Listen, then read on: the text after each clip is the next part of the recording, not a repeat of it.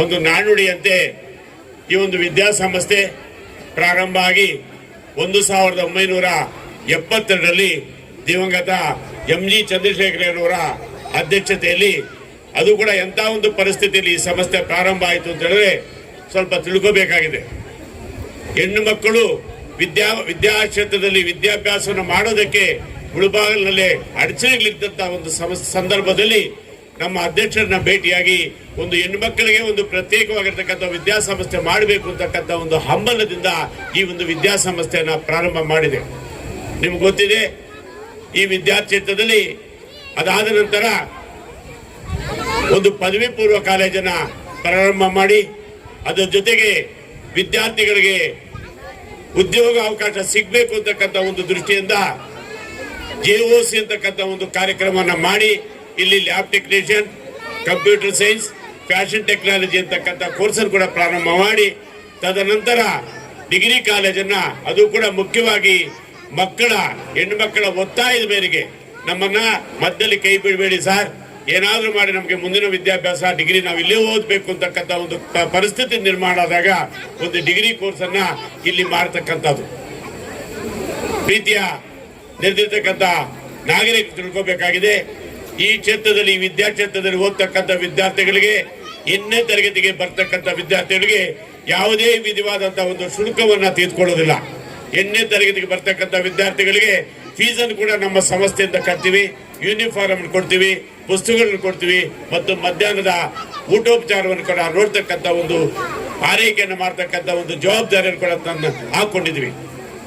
ಈ ಕ್ಷೇತ್ರ ಏನಾದರೂ ಹೆಣ್ಣು ಮಕ್ಕಳಿಗೆ ಒಂದು ವಿದ್ಯಾಕ್ಷೇತ್ರಕ್ಕೆ ಅನುಕೂಲ ಇಲ್ದಿದ್ರೆ ಅನೇಕ ಹೆಣ್ಣು ಮಕ್ಕಳು ವಿದ್ಯಾಭ್ಯಾಸವನ್ನು ಮುಂದುವರಿಸೋದಕ್ಕಾಗ್ತಾ ಇರಲಿಲ್ಲ. ನಿಮ್ಗೆ ಗೊತ್ತಿರಬೇಕು, ಇಲ್ಲಿ ಓದಂತಹ ಪ್ರಪ್ರಥಮ ಬ್ಯಾಚಿನ ವಿದ್ಯಾರ್ಥಿ MBBS, MS ಮಾಡಿ IAS ಮಾಡಿ ನಾಗಾಂಬಿಕಾ ದೇವಿ ಅಂತೇಳಿ ವಿದ್ಯಾರ್ಥಿಯು ಪ್ರಿನ್ಸಿಪಲ್ ಸೆಕ್ರೆಟರಿ ಆಗಿ ನಿವೃತ್ತಿ ಆಗಿರ್ತಕ್ಕಂಥದ್ದು ಒಂದು ಹೆಮ್ಮೆ ವಿಚಾರ ಆಗಿದೆ.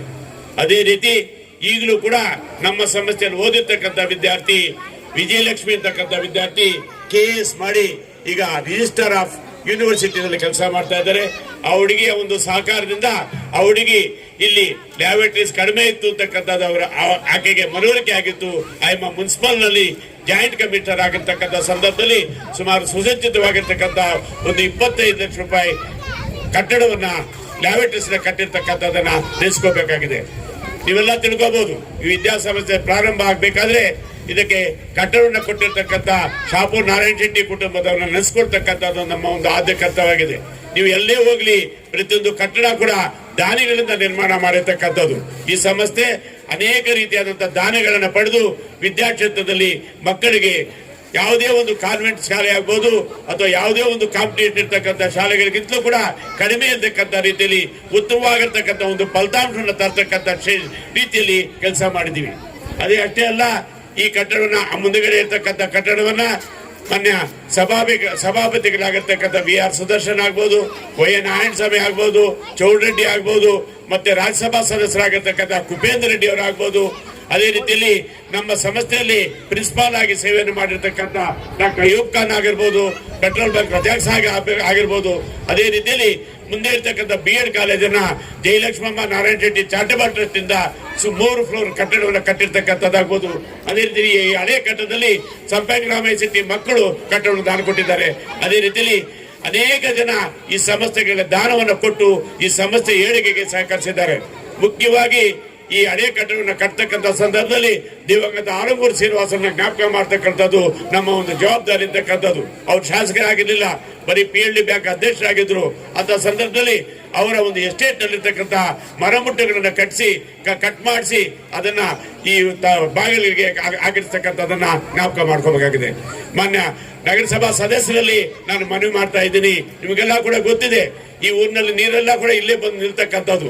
ಅಂತ ಸಂದರ್ಭದಲ್ಲಿ BJ ಪುಟ್ಟಸ್ವಾಮಿ ಅವರು ಸ್ಲಂ ಬೋರ್ಡ್ ಚೇರ್ಮನ್ ಆಗಿರ್ತಕ್ಕಂಥ ಸಂದರ್ಭದಲ್ಲಿ ನಾವು ಜಾಗವನ್ನು ಕೊಟ್ಟು ಈಗ ಆ ನೀರನ್ನು ನಮ್ಮ ಫೀಲ್ಡ್ ನಲ್ಲಿ ಹೋಗ್ತಕ್ಕಂಥದ್ದಕ್ಕೆ ವ್ಯವಸಾಯ ಮಾಡಿದ್ವಿ. ಆದ್ರೆ ಆ ನೀರು ಮಳೆಗಾಲ ಬಂದಾಗ ನೀರೆಲ್ಲ ಕೂಡ ಮೇಲೆ ಬರ್ತಕ್ಕಂಥದ್ದು, ಮಕ್ಕಳಿಗೆ ಮಲಿನವಾಗ್ತಕ್ಕಂಥದ್ದು. ಅದೇ ರೀತಿ ಅನೇಕ ರೋಗ ರುಜಿನಗಳಿಗೆ ಕಾರಣವಾಗ್ತಕ್ಕಂಥ ಪರಿಸ್ಥಿತಿ ಆಗಿದೆ. ನಾನು ಮೊನ್ನೆ ಕೂಡ ನಮ್ಮ ಸೋಮಣ್ಣ ಅವರಿಗೆ, ಚಾಂದ್ ಭಾಷಾ ಅವ್ರಿಗೆ ಹೇಳ್ತಾ ಇದ್ದೀನಿ. ಯಾಕಂತಂದ್ರೆ ನಾವು ಇನ್ನ ತಾಳ್ಮೆ ಅಂತಕ್ಕಂಥದ್ದು ನಮಗೆ ಕಡಿಮೆ ಆಗ್ಬಿಟ್ಟಿದೆ. ನೀವು ಹಿಂಗೆ ಮಾಡದೇ ಇದ್ರೆ ಖಂಡಿತ ಕೂಡ ನಮ್ಮ ಮಕ್ಕಳನ್ನ ನಮ್ಮ ಮುನ್ಸಿಪಲ್ ಆಫೀಸ್ ಹತ್ರ ಕೂಡ್ತಕ್ಕಂಥ ಕಾಲ ದೂರ ಇಲ್ಲ ಅಂತಕ್ಕಂಥ ಮಾತನ್ನ ಈ ಸಂದರ್ಭದಲ್ಲಿ ಹೇಳಕ್ಕೆ ಇಷ್ಟಪಡ್ತೀನಿ.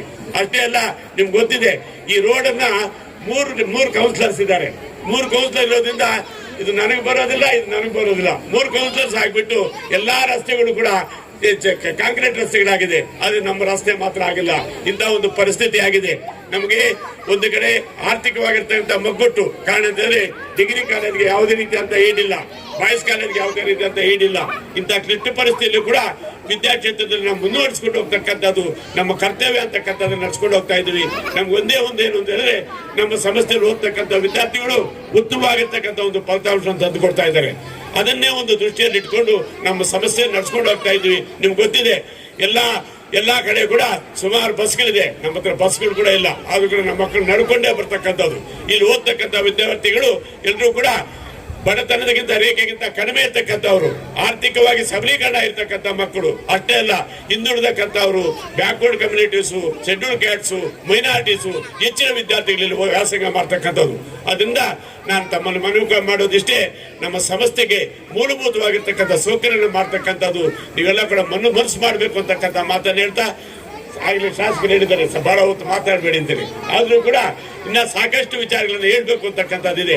ಮುಂದಿನ ದಿನಗಳಲ್ಲಿ ನಿಮ್ಗೆಲ್ಲ ಕೂಡ ಗೊತ್ತಿದೆ, ಡಿಗ್ರಿ ಕಾಲೇಜಿನಲ್ಲಿ ಇಡೀ ರಾಜ್ಯದ ನಮ್ಮ ನಾರ್ತ್ ಯೂನಿವರ್ಸಿಟಿನಲ್ಲಿ ನಮ್ಮ ಶಾರದಾ ವಿದ್ಯಾಸಂಸ್ಥೆ ಅತ್ಯುತ್ತಮ ಆಗಿರ್ತಕ್ಕಂಥ ರ್ಯಾಂಕ್ಗಳನ್ನ ಪಡ್ತಕ್ಕಂಥ ಒಂದು ಸಮಸ್ಯೆ ಆಗಿದೆ.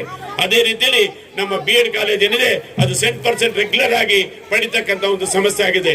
ನಮ್ಮಲ್ಲಿ 3rd ಕ್ಲಾಸ್ 2nd ಕ್ಲಾಸ್ ಇಲ್ಲ, ಎಲ್ಲರೂ ಕೂಡ ಡಿಸ್ಟ್ರಿಕ್ಟ್ ನಲ್ಲಿ ಬರ್ತಕ್ಕಂಥ ವಿದ್ಯಾರ್ಥಿಗಳಿದ್ದಾರೆ. ಅದರಿಂದ ನೀವೆಲ್ಲ ಕೂಡ ಕೃಪೆ ಮಾಡಿ ಈ ಸಮಸ್ಯೆ ಬಗ್ಗೆ ಜ್ಞಾಪಕವನ್ನು ಇಟ್ಕೋಬೇಕಾಗಿದೆ.